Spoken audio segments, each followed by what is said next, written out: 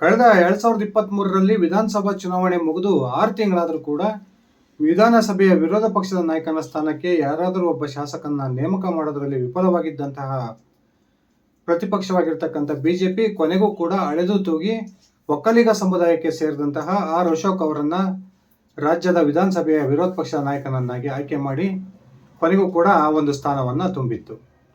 ಇದೀಗ ಕೋಟ ಶ್ರೀನಿವಾಸ್ ಪೂಜಾರಿ ಅವರು ಉಡುಪಿ ಚಿಕ್ಕಮಗಳೂರು ಲೋಕಸಭಾ ಕ್ಷೇತ್ರದ ಸಂಸದರಾಗಿ ಆಯ್ಕೆಯಾಗಿರೋ ಕಾರಣಕ್ಕೆ ರಾಜ್ಯದ ಮೇಲ್ಮನೆಯಾಗಿರ್ತಕ್ಕಂಥ ವಿಧಾನ ಪರಿಷತ್ತಿನ ವಿರೋಧ ಪಕ್ಷದ ನಾಯಕನ ಸ್ಥಾನ ಖಾಲಿ ಇದೆ. ಈ ಸ್ಥಾನಕ್ಕೆ ಬಹುತೇಕ ಸಿ.ಟಿ. ರವಿ ಅವರು ವಿರೋಧ ಪಕ್ಷದ ನಾಯಕರಾಗ್ತಾರೆ ಅಂತಕ್ಕಂಥ ಮಾತುಗಳು ಕೇಳಿ ಬರ್ತಾ ಇತ್ತು. ಆದರೆ ಈಗ ಅಧಿವೇಶನ ನಡೀತಾ ಇದ್ರು ಕೂಡ ವಿರೋಧ ಪಕ್ಷದ ವಿಧಾನಸಭಾ ಪರಿಷತ್ತಿಗೆ ವಿರೋಧ ಪಕ್ಷದ ನಾಯಕನನ್ನ ಬಿಜೆಪಿ ನೇಮಕ ಮಾಡದೇ ಇರತಕ್ಕಂಥದ್ದು ಅನೇಕ ಚರ್ಚೆಗಳಿಗೆ ಕಾರಣವಾಗಿದೆ.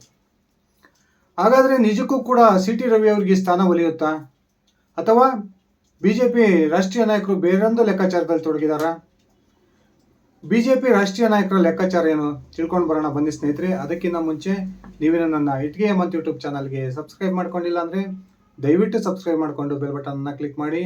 ನಾವು ಕೊಡ್ತಕ್ಕಂಥ ಮಾಹಿತಿ ನಿಮ್ಗೆ ಇಷ್ಟ ಆಗಿದ್ರೆ ಈ ವಿಡಿಯೋಗೆ ಲೈಕ್ ಮಾಡಿ, ಶೇರ್ ಮಾಡಿ, ಕಮೆಂಟ್ ಮಾಡಿ.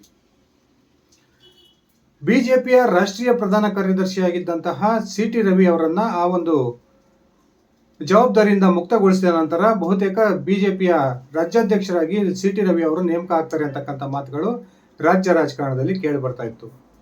ಯಾವಾಗ ಬಿ.ವೈ. ವಿಜೇಂದ್ರ ಅವರನ್ನ ರಾಷ್ಟ್ರೀಯ ಬಿಜೆಪಿಯ ನಾಯಕರು ರಾಜ್ಯದ ಬಿಜೆಪಿ ಅಧ್ಯಕ್ಷರನ್ನಾಗಿ ನೇಮಕ ಮಾಡಿದರೋ ಆ ಒಂದು ಕ್ಷಣದಲ್ಲಿ ಸಿ.ಟಿ. ರವಿ ಅವರು ತೀವ್ರ ಅಸಮಾಧಾನವನ್ನು ಹೊರಹಾಕಿದ್ರು.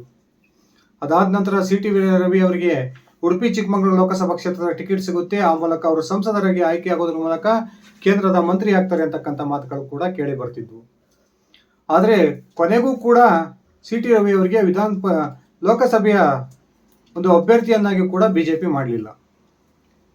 ಆ ಒಂದು ಲೋಕಸಭಾ ಚುನಾವಣೆ ನಡೆಯುತ್ತಿದ್ದಂತಹ ಸಂದರ್ಭದಲ್ಲಿಯೇ ಬಿಜೆಪಿಯ ಕರ್ನಾಟಕದ ವರಿಷ್ಠರಾಗಿರ್ತಕ್ಕಂಥ ಯಡಿಯೂರಪ್ಪನವರು ಒಂದು ಚುನಾವಣಾ ಪ್ರಚಾರದ ಭಾಷಣದಲ್ಲಿ ಸಿ.ಟಿ. ರವಿ ಅವರಿಗೆ ಶೀಘ್ರವೇ ಒಂದು ಬಿಜೆಪಿಯಲ್ಲಿ ಉನ್ನತ ಸ್ಥಾನಮಾನ ಸಿಗುತ್ತೆ ಅಂತಕ್ಕಂಥ ಒಂದು ಸುಳಿವನ್ನ ಕೊಟ್ಟಿದ್ರು.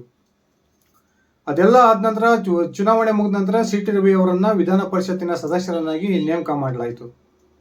ಯಾವಾಗ ಸಿ.ಟಿ. ರವಿ ಅವರು ವಿಧಾನ ಪರಿಷತ್ತಿಗೆ ನೇಮಕ ಆದ್ರೋ ಆ ಕ್ಷಣ ಸಿ.ಟಿ. ರವಿ ಅವರನ್ನ ವಿಧಾನ ಪರಿಷತ್ತಿನ ವಿರೋಧ ಪಕ್ಷದ ನಾಯಕನನ್ನಾಗಿ ಬಿಜೆಪಿ ನೇಮಕ ಮಾಡುತ್ತೆ ಅಂತಕ್ಕಂಥ ಮಾತುಗಳು ಕೇಳಿ ಬರ್ತಾ ಇದ್ವು. ಆದರೆ ಇದೀಗ ಮುಂಗಾರು ಅಧಿವೇಶನ ನಡೀತಾ ಇದ್ರು ಕೂಡ ಬಿಜೆಪಿ ತನ್ನ ವಿಧಾನ ಪರಿಷತ್ತಿನ ವಿರೋಧ ಪಕ್ಷದ ನಾಯಕನ ಸ್ಥಾನವನ್ನು ಖಾಲಿನೇ ಉಳಿಸಿಕೊಂಡು ಅಧಿವೇಶನದಲ್ಲಿ ಪಾಲ್ಗೊಳ್ತಾ ಇದೆ. ಹಾಗಾದ್ರೆ ಸಿ.ಟಿ. ರವಿ ಅವರಿಗೆ ಈ ಮಹತ್ವದ ಸ್ಥಾನ ಸಿಗುತ್ತೋ ಇಲ್ವೋ, ಇದು ಬಹುದೊಡ್ಡ ಪ್ರಶ್ನೆ ಆಗಿರ್ತಕ್ಕಂಥದ್ದು. ಬಿಜೆಪಿಯ ರಾಷ್ಟ್ರೀಯ ನಾಯಕರು ಇದೀಗ ಒಂದು ಸಮುದಾಯದ ಲೆಕ್ಕಾಚಾರವನ್ನ ನೋಡ್ತಾ ಇದ್ದಾರೆ ಅಂತಕ್ಕಂಥ ಮಾತುಗಳು ಕೇಳಿ ಬರ್ತಾ ಇದ್ದಾವೆ. ಒಂದ್ ಕಡೆ ವಿಧಾನಸಭೆಯಲ್ಲಿ ವಿರೋಧ ಪಕ್ಷದ ನಾಯಕನಾಗಿ ಒಕ್ಕಲಿಗ ಸಮುದಾಯಕ್ಕೆ ಸೇರಿದಂತಹ ಆರ್ ಅಶೋಕ್ ಅವರು ಇರೋ ಕಾರಣಕ್ಕೆ ವಿಧಾನ ಪರಿಷತ್ತಿಗೂ ಕೂಡ ಒಕ್ಕಲಿಗ ಸಮುದಾಯಕ್ಕೆ ಸೇರಿದ ಸಿ.ಟಿ. ರವಿ ಅವರನ್ನ ನೇಮಕ ಮಾಡಿದ್ರೆ ಅದು ಬೇರೆ ರೀತಿಯ ಮೆಸೇಜ್ ರಾಜ್ಯದ ಜನರಿಗೆ ಪಾಸ್ ಆಗುತ್ತೆ ಅಂತಕ್ಕಂಥ ಒಂದು ತೀರ್ಮಾನಕ್ಕೆ ಇದೀಗ ಬಿಜೆಪಿ ರಾಷ್ಟ್ರೀಯ ನಾಯಕರು ಬಂದಿದ್ದು, ಈ ಇಬ್ಬರಲ್ಲಿ ಒಬ್ಬರನ್ನ ಸಿ.ಟಿ. ರವಿ ಅವರಿಗೆ ಅವಕಾಶವನ್ನ ಮಾಡಿಕೊಡ್ಬೇಕು ಅಂದ್ರೆ ಆಗ ವಿಧಾನಸಭೆಯಲ್ಲಿ ವಿರೋಧ ಪಕ್ಷದ ನಾಯಕನಾಗಿರ್ತಕ್ಕಂಥ ಆರ್ ಅಶೋಕ್ ಅವರನ್ನ ಕೆಳಗಿಳಿಸಿ ಆ ಜಾಗಕ್ಕೆ ಬೇರೆ ಒಬ್ಬ ಸಮುದಾಯಕ್ಕೆ ಸೇರಿದ ಶಾಸಕನನ್ನು ನೇಮಕ ಮಾಡಬೇಕಾಗುತ್ತೆ. ಇನ್ನೊಂದು ಕಡೆ ಸಿ.ಟಿ. ರವಿ ಅವರು ಈಗಾಗಲೇ ರಾಷ್ಟ್ರೀಯ ಬಿಜೆಪಿ ನಾಯಕರೊಂದಿಗೆ ನಾನು ಮಾತಾಡಿದ್ದೀನಿ, ಆ ಕಾರಣಕ್ಕೆ ನಾನೇ ಈ ಬಾರಿ ವಿಧಾನ ಪರಿಷತ್ತಿನ ವಿರೋಧ ಪಕ್ಷದ ನಾಯಕನಾಗ್ತೀನಿ ಅಂತಕ್ಕಂಥ ಅತ್ಯಂತ ಆತ್ಮವಿಶ್ವಾಸದಲ್ಲಿದ್ದಾರೆ. ಆದರೆ ಬಿಜೆಪಿಯ ರಾಷ್ಟ್ರೀಯ ನಾಯಕರು ಈಗಾಗಲೇ ಬಹುತೇಕ ಆರ್ ಅಶೋಕ್ ಅವರನ್ನ ಆ ವಿಧಾನಸಭೆಯ ವಿರೋಧ ಪಕ್ಷದ ನಾಯಕನಿಂದ ಕೆಳಗಿಳಿಸ್ತಾರೆ ಅಂತಕ್ಕಂಥ ಮಾತುಗಳು ಕೇಳಿ ಬರ್ತಿದ್ರು ಕೂಡ ಪ್ರಸ್ತುತ ನಡೀತಿರ್ತಕ್ಕಂಥ ಅಧಿವೇಶನದಲ್ಲಿ ಈ ಆರ್ ಅಶೋಕ್ ಅವರು ಏನ್ ಸರ್ಕಾರವನ್ನ ಕಟ್ಟಿ ಹಾಕ್ತಕ್ಕಂಥ ಪ್ರಯತ್ನಕ್ಕೆ ಕೈ ಹಾಕಿದ್ದಾರೆ. ಆ ಪ್ರಯತ್ನದಲ್ಲಿ ಬಹುತೇಕ ಯಶಸ್ವಿ ಆಗ್ತಿದ್ದಾರೆ ಅಂತಕ್ಕಂಥ ಒಂದು ಸಂದೇಶ ಈಗ ರವಾನೆ ಆಗ್ತಿರೋದ್ರಿಂದ ಬಹುತೇಕ ಆರ್ ಅಶೋಕ್ ಅವರನ್ನೇ ವಿಧಾನಸಭೆಯ ವಿರೋಧ ಪಕ್ಷದ ನಾಯಕನ ಸ್ಥಾನದಲ್ಲಿ ಬಿಜೆಪಿ ರಾಷ್ಟ್ರೀಯ ಒಂದು ನಾಯಕರು ಮುಂದುವರಿಸಬಹುದು ಅಂತಕ್ಕಂಥ ಮಾತುಗಳು ಕೇಳಿ ಬರ್ತಾ ಇದಾವೆ. ಒಂದು ವೇಳೆ ಆರ್ ಅಶೋಕ್ ಆ ಸ್ಥಾನದಲ್ಲಿ ಮುಂದುವರೆದಿದ್ದಾದ್ರೆ ಆಗ ಸಿ.ಟಿ. ರವಿ ಅವರ ಈ ವಿಧಾನ ಪರಿಷತ್ತಿನ ವಿರೋಧ ಪಕ್ಷದ ನಾಯಕನಾಗಬೇಕು ಅನ್ನೋ ಕನಸಾಗೆ ಉಳಿಯುತ್ತೆ ಅಂತಕ್ಕಂಥ ಚರ್ಚೆಗಳು ಕೂಡ ಕೇಳಿ ಬರ್ತಾ ಇದಾವೆ. ಇನ್ನೊಂದು ಕಡೆ ಜಾತಿ ಲೆಕ್ಕಾಚಾರದ ಪ್ರಕಾರ ಈಗ ವಿಧಾನ ಪರಿಷತ್ತಿಗೆ ಈಗಾಗಲೇ ವಿರೋಧ ಪಕ್ಷದ ನಾಯಕನಾಗಬೇಕು ಅಂತಕ್ಕಂಥ ಒಂದು ಆಸೆಯನ್ನು ಇಟ್ಕೊಂಡು 2ನೇ ಬಾರಿ MLC ಆಗಿರ್ತಕ್ಕಂಥ ಸಂಘ ಪರಿವಾರದೊಂದಿಗೆ ಉತ್ತಮ ಸಂಬಂಧವನ್ನು ಹೊಂದಿರತಕ್ಕಂಥ ಎನ್ ರವಿಕುಮಾರ್ ಅವರು ಕೂಡ ಪ್ರಯತ್ನವನ್ನ ಮಾಡ್ತಾ ಇದ್ದು ಇವರು ಅಹಿಂದ ವರ್ಗಕ್ಕೆ ಸೇರಿದವರಾಗಿದ್ದಾರೆ. ಅದೇ ರೀತಿ ದಲಿತ ಸಮುದಾಯಕ್ಕೆ ಸೇರಿದ ಇತ್ತೀಚೆಗೆ ಕಾಂಗ್ರೆಸ್ನಿಂದ ಬಿಜೆಪಿಗೆ ಸೇರ್ಪಡೆಯಾಗಿ MLC ಆಗಿರ್ತಕ್ಕಂಥ ಛಲವಾದಿ ನಾರಾಯಣ ಸ್ವಾಮಿ ಅವರು ಕೂಡ ವಿರೋಧ ಪಕ್ಷದ ನಾಯಕನಾಗಬೇಕು ಅಂತಕ್ಕಂಥ ಒಂದು ಬಹುದೊಡ್ಡ ಕನಸನ್ನು ಇಟ್ಕೊಂಡು ಆ ನಿಟ್ಟಿನಲ್ಲಿ ಪ್ರಯತ್ನವನ್ನ ಮಾಡ್ತಾ ಇದ್ದಾರೆ. ಆದರೆ ಬಿಜೆಪಿಯ ರಾಷ್ಟ್ರೀಯ ನಾಯಕರ ತಲೆಯಲ್ಲಿ ಏನಿದೆ ಅಂತಕ್ಕಂಥದ್ದು ಈವರೆಗೂ ಕೂಡ ಯಾರಿಗೂ ಗೊತ್ತಾಗಿಲ್ಲ. CT ರವಿ ಅವರಿಗೆ ಒಂದು ಉತ್ತಮ ಅವಕಾಶವನ್ನ ಮಾಡಿಕೊಡ್ಲೇಬೇಕು ಅಂತಕ್ಕಂಥ ತೀರ್ಮಾನ ರಾಷ್ಟ್ರೀಯ ಬಿಜೆಪಿ ನಾಯಕರ ತಲೆಯಲ್ಲಿದ್ರೂ ಕೂಡ ಸದ್ಯಕ್ಕೆ ರಾಜ್ಯದಲ್ಲಿರ್ತಕ್ಕಂಥ ಒಂದು ಪರಿಸ್ಥಿತಿಯನ್ನು ನೋಡಿದರೆ ಸಮುದಾಯದವರು ಲೆಕ್ಕಾಚಾರವನ್ನು ಹಾಕಿದರೆ ಅಶೋಕ್ ಅವರನ್ನ ಕೆಳಗಿಳಿಸಿದರೆ ಮಾತ್ರ CT ರವಿ ಅವರಿಗೆ ವಿಧಾನ ಪರಿಷತ್ನಲ್ಲಿ ಒಂದು ವಿರೋಧ ಪಕ್ಷದ ನಾಯಕನಾಗ ಒಂದು ಅವಕಾಶ ಸಿಗುತ್ತೆ ಅಂತಕ್ಕಂಥ ಮಾತುಗಳು ಕೂಡ ಕೇಳಿ ಬರ್ತಾ ಇದ್ದಾವೆ.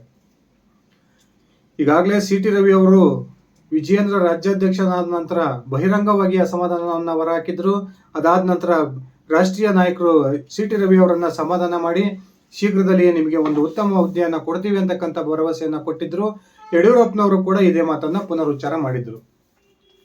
ಆದ್ರೆ ಇದೀಗ ಬಹುತೇಕ CT ರವಿ ಅವರಿಗೆ ಈ ಒಂದು ವಿಧಾನಸಭೆಯ ವಿರೋಧ ಪಕ್ಷದ ನಾಯಕನ ಸ್ಥಾನ ಸಿಗೋದು, ವಿಧಾನ ಪರಿಷತ್ತಿನ ವಿರೋಧ ಪಕ್ಷದ ನಾಯಕನ ಸ್ಥಾನ ಸಿಗೋದು ಕಷ್ಟ ಅಂತಕ್ಕಂಥ ಮಾತುಗಳು ಕೂಡ ಕೇಳಿ ಬರ್ತಾ ಇದ್ದಾವೆ.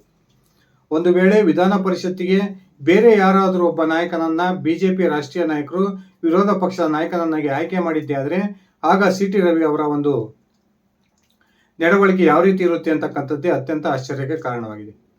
ಸ್ನೇಹಿತರೆ, ನಿಮ್ಮ ಅಭಿಪ್ರಾಯದ ಪ್ರಕಾರ ವಿಧಾನ ಪರಿಷತ್ತಿಗೆ ಯಾರು ವಿರೋಧ ಪಕ್ಷದ ನಾಯಕನಾದ್ರೆ ಬಿಜೆಪಿಗೆ ಬಹುದೊಡ್ಡ ಲಾಭ ಆಗುತ್ತೆ? CT ರವಿ ಆದ್ರೆ ಉತ್ತಮ ಆಯ್ಕೆ ಆಗುತ್ತಾ, ಅಥವಾ ದಲಿತ ಸಮುದಾಯಕ್ಕೆ ಸೇರಿದ ನಾರಾಯಣ ಸ್ವಾಮಿ ಅವರನ್ನ ಛಲವಾದಿ ನಾರಾಯಣ ಸ್ವಾಮಿ ಅವರನ್ನ ವಿಧಾನ ಪರಿಷತ್ತಿಗೆ ವಿರೋಧ ಪಕ್ಷ ನಾಯಕನನ್ನಾಗಿ ಆಯ್ಕೆ ಮಾಡಬೇಕಾ, ಅಥವಾ 2 ಬಾರಿ MLC ಆಗಿರ್ತಕ್ಕಂಥ N ರವಿಕುಮಾರ್ ಅವರನ್ನ ಆಯ್ಕೆ ಮಾಡಬೇಕಾ? ನಿಮ್ಮ ಅಭಿಪ್ರಾಯದ ಪ್ರಕಾರ ಯಾರು ಬಿಜೆಪಿಯ ಒಂದು ವಿಧಾನ ಪರಿಷತ್ತಿನ ವಿರೋಧ ಪಕ್ಷದ ನಾಯಕನಾಗಬೇಕು? ದಯವಿಟ್ಟು ಕಮೆಂಟ್ ಮಾಡಿ. ಇದಿಷ್ಟಾಗಿತ್ತು ಸ್ನೇಹಿತರೆ ನನ್ನ ಇವತ್ತಿನ ಈ ವಿಡಿಯೋ. ನಾನು ಕೊಟ್ಟಿರ್ತಕ್ಕಂಥ ಮಾಹಿತಿ ನಿಮ್ಗೆ ಇಷ್ಟ ಆಗಿದ್ರೆ ಈ ವಿಡಿಯೋಗೆ ಲೈಕ್ ಮಾಡಿ, ಶೇರ್ ಮಾಡಿ, ಕಮೆಂಟ್ ಮಾಡಿ. ನೀವು ನನ್ನ ಇಟ್ಟಿಗೆ ಹೇಮಂತ್ ಯೂಟ್ಯೂಬ್ ಚಾನಲ್ಗೆ ಸಬ್ಸ್ಕ್ರೈಬ್ ಮಾಡ್ಕೊಂಡಿಲ್ಲ ಅಂದರೆ ದಯವಿಟ್ಟು ಸಬ್ಸ್ಕ್ರೈಬ್ ಮಾಡಿಕೊಂಡು ಬೆಲ್ ಬಟನ್ ಅನ್ನು ಕ್ಲಿಕ್ ಮಾಡಿ. ಧನ್ಯವಾದಗಳು ಸ್ನೇಹಿತರೆ, ಶುಭ ದಿನ.